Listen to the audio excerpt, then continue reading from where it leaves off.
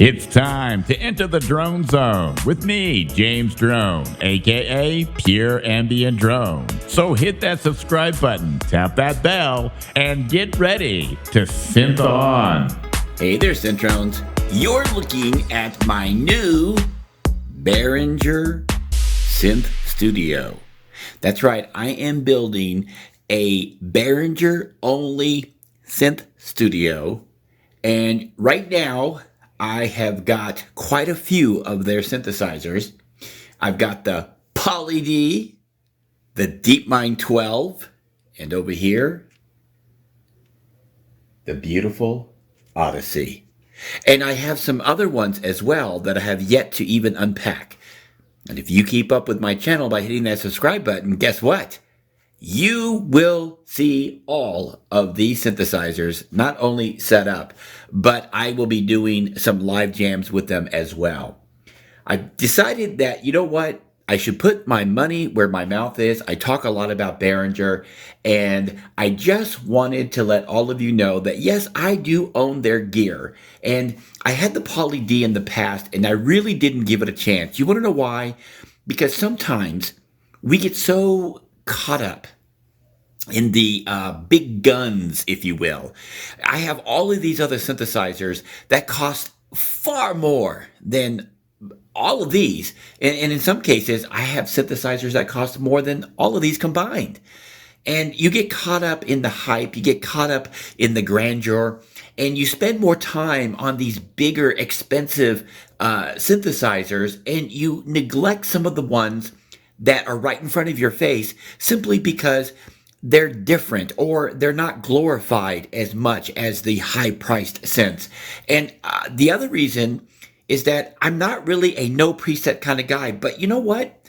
After going through my studio and exploring a lot of the synths that I do have that have presets, I realized I change all the time what I'm doing, and I really never use the same preset twice. I don't do any live playing, so I don't need to recall anything. When I say live playing, I mean I don't go into any venues and play. And so I thought, you know what? The sound exploration that I have with the monopoly is just so much fun. And I thought the complement it would be the Poly D. The Poly D mixed with the monopoly, I thought that would be a great pairing. And then the DeepMind 12, it's its own little mega machine. This is probably, in my opinion, thus far at the time of this video, the best synthesizer that Behringer has ever made. Right here, the DeepMind 12. There's also a DeepMind 6. You get 6 voices less. Not a big deal if you're into that polyphony thing where you don't need a whole lot. But the DeepMind 12 was the first synth I ever bought from Behringer, and I absolutely love it. It's great. It's still here in my studio. I thought a couple of times about getting rid of it, and then I thought, you know what? This is something that has been a staple in my synth and in my tracks for a long time. Why would I want to get rid of this? The ARP Odyssey is something that I really didn't give a whole lot of attention to when I first got it. I just thought, you know what, it would be the best thing for me to do is just to get brand new synthesizers from Behringer. They're very affordable, and just explore these things and make sure that I am talking about what I own rather than always talking about Behringer and not actually owning a whole lot of their synthesizers. So, I mean, I do have the DeepMind 12 for a long time. The monopoly I've had for a very long time. I just thought it was time to add some more. And then when the UBXA comes out, I'm going to be grabbing that for sure. The Jupiter 8, the clone that they're making, I'm going to be grabbing that. And I'm even going to be grabbing their Prophet 5 clone. All of their polysynths, they're coming here to the studio. And I still have all of my other great gear. All of it's still available in my other studio. I just thought that it would be really cool to make a Behringer synth studio for all of you to see here and for me to explore with and put some tracks together with and see what the outcome is. So this is still a work in progress. I kind of threw these together. It just took me about an hour or so to cut some wood and paint it. Had to let it dry, of course. and then just put them together. I might be painting the underside of these as well black, but I wanted to see how the Poly D sat on top of this little stand that I built. I built another one so that I can set the monopoly right next to it. And I might even build some custom tables because I've done that before too. These are the plastic fold-away tables that you get at the hardware store, and they're not that sturdy. You can see I can very easily shake it. I thought it would be pretty cool if I went out and built some more tables. I've done that in the past, and like a silly dilly, I got rid of those tables, most of them. I kept one of them, but I really like working with tables and stands opposed to synth racks. The thing about synth racks is that you can stack more on a synth rack, right? I mean, in some cases, I got some racks that you've seen in my other videos that can stack 4 synthesizers. And then I have a large one that lets you put some gear next to it as well, some smaller modules.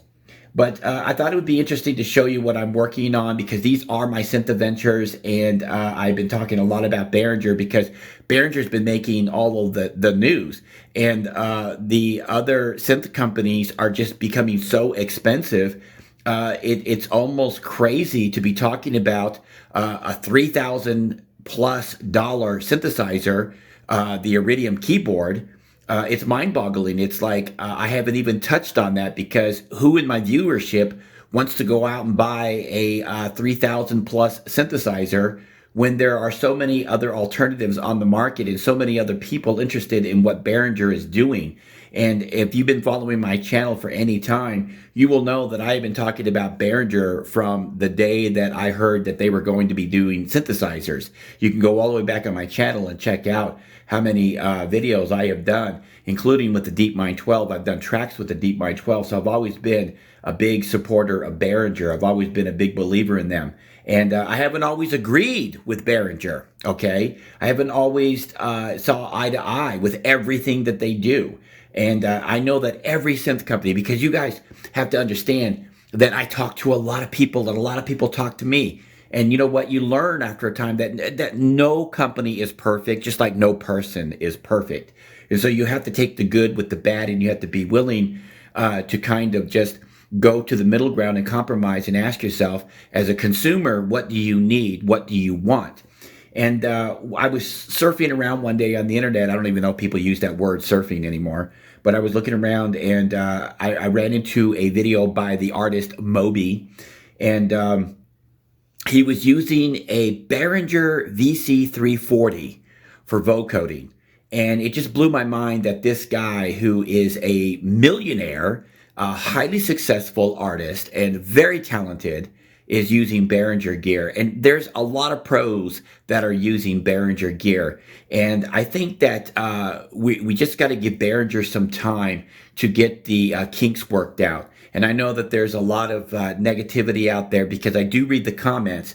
And I have to tell you, I'm just going to say this. I have to delete some comments because some of the things that are said about Behringer are absolutely false and degrading, and I will not allow that in my comment section when people start calling Behringer or anyone, any person or anything vulgar names, when they start using cursing language and hateful language and threatening language and things that I absolutely know that are not true. Those things will be deleted. Same thing goes for my social media, where YouTube doesn't seem to be so bad about the Behringer bashing, but the social media, and I gotta tell you, the social media, like Facebook especially, you can get a lot of hate on Facebook if you say something that another person kind of misunderstands or hasn't done their homework on, especially when it comes to Behringer. I have found that there's a lot of people out there that get upset when you mention Behringer, and I understand their concerns and I respect their concerns. And what I would say to all of those people is that there's a lot of companies out there that I don't like either, and I understand that people can have strong feelings that can be negative at times about a company. And I try to look for the good in everything that I do, because that makes for a healthy lifestyle, is when you try to look for the good. That doesn't mean you don't look out for the bad as well and be alert of what's going on. But you do have to weigh in your needs and your wants versus what you think is wrong or right, because you're not always right. I'm not always right. We're not always right about what we think a company is doing. We don't always know the circumstances behind the actions of what a company takes. And so it's very interesting to see the interaction of the people that, when you talk about Behringer, how they interact with one another, how you can have some, I mean, there's another side to this. And the other side, just so I can clarify this, is that there's people out there that think that Behringer is a lifesaver, because quite honestly, there are so many people out there that cannot afford the synthesizers that are on the market that are not Behringers. And that's why Korg has gone down in their prices. Korg has sub 1,000 synthesizers so that they can compete. And they got their Volca line so that people in lower income brackets can afford these synthesizers. Not to mention, they're very portable because they're smaller in size. So I understand what Behringer is doing. And they've been doing this with other gear, not just synthesizers, for quite a while. Behringer has done these things. And I don't want to defend Behringer. I have nothing to gain by defending Behringer. I just think that it's time to be able to afford synthesizers for, I hate to use the word, the little guy, those who don't make a whole lot of money or don't have access to a lot of money. It's time that a company comes out and helps people to afford these things. And let's be honest, these big major monster synth companies, I love them all. They're not bringing back a lot of this gear, and it's just sitting in history.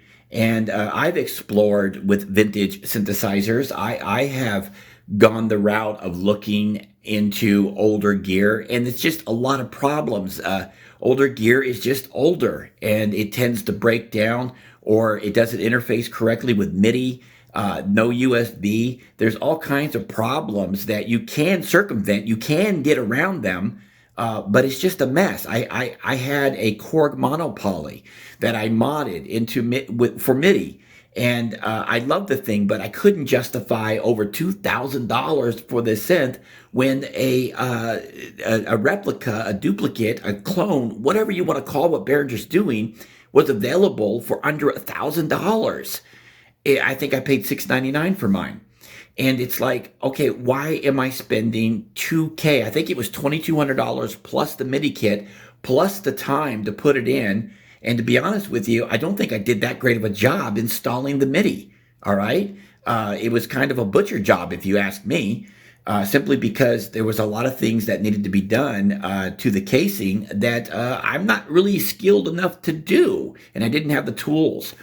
And it was just a lot of work, a lot of time, and a lot of effort, and it just seemed like it wasn't worth it. And I talk to a lot of people, and they say, well, you can get a VST that will do some of this stuff that Behringer is doing. That's fine. Get a VST. There's nothing wrong with software, in my opinion. I like the hands-on approach. I like to twiddle the knobs and play with the sliders and hit the keys and just have something to interact with a little bit more than what software was doing for me. I started out with my music with software. Of course, I've been doing this for decades now, and so I did start out with hardware originally. Then I got into software, and then I went back to hardware, and that's just my preference. So there are a lot of things out there that Behringer is doing that actually even competes with VSTs. All right.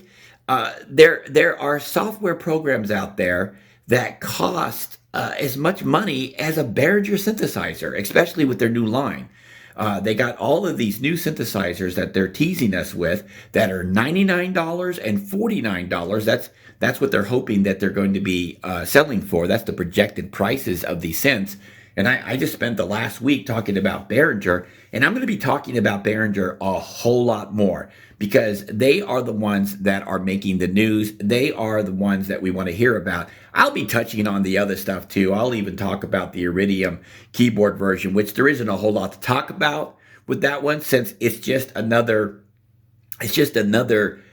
take on the Iridium module. It's just got keys, and it doesn't have the pads, and it's really the Iridium thing is kind of a funny thing, and it deserves its own little video for me to touch on that again. So yeah, I will be touching on other synthesizers on this channel, but right now Behringer's the only one talking about anything. Now, I do get that Behringer likes to talk about synthesizers. It seems like years and years and years, in most cases, not all, before they actually release them. And that is very annoying to people. On the other hand, I understand that Behringer wants to stay in the news and they want people buzzing about them. And I guess bad press is better than no press at all, because a lot of people are frustrated about them announcing stuff early on. But to be fair on that aspect of things, you got to look at it this way. How many times have you read in comment sections, especially on Facebook, okay, where people are saying, Behringer, will you make this? Behringer, will you clone this? Behringer, will you do that? How come we haven't heard anything from Behringer? Then Behringer comes out, makes an announcement months, weeks, years, I don't know, decades before a synth actually comes out. And then people say, why did Behringer tell us so early about this? And so I don't think there's any way that they can actually win. All right. But like I said, I wanted to give Behringer another shot because I have a lot of synthesizers that cost a lot of money. And if I can do something more affordably, then I'm going to do it more affordably. There's no reason for me to use a $5,000 synth, a $4,000 synth, or even a $1,000 synth when I can get it done with, say, a $500 or $600, $700 synth. If I can get the same thing done and have everything working together the way I want it to work, then I got to tell you, I'm going to go that route. The first Poly D that I had wiggly knobs. They were very loose, and I don't see any of that on this brand new one here. Everything is solid, and it sounds great. Everything tunes up perfect. I think that a lot of the kinks and the quirks that were in the first release was ironed out, and I think they quietly behind the scenes fixed this. And don't kid yourself, because Waldorf did the same thing with their Quantum. They fixed some problems with that behind the scenes too. With that being said, I just wanted your guys' input on everything that's been going on with Behringer. I'm very excited about Behringer. I'm glad that there's a company out there that's going to be able to help people afford to get into synth music, because I love music, and I love my fellow musicians, and I have a lot of respect for people who are into music. I don't care how you create your music or what you use to make your music. For me, it's like you're making music, and that's all that matters. And if there's a company out there that you don't agree with, but you can take something from them and use it to make music anyway, even if you don't like the company, even if you think the company is horrible or great, it doesn't matter. Whatever you think of the company, as long as you're making music, that's what's important to me, because we need more people out there enjoying life, making music. And wow, the world is in such a mess right now. We just need more music, if you ask me. But these are my thoughts. What are yours? Leave a comment below. I love all of you guys. And real quick, before I go, don't switch off just yet.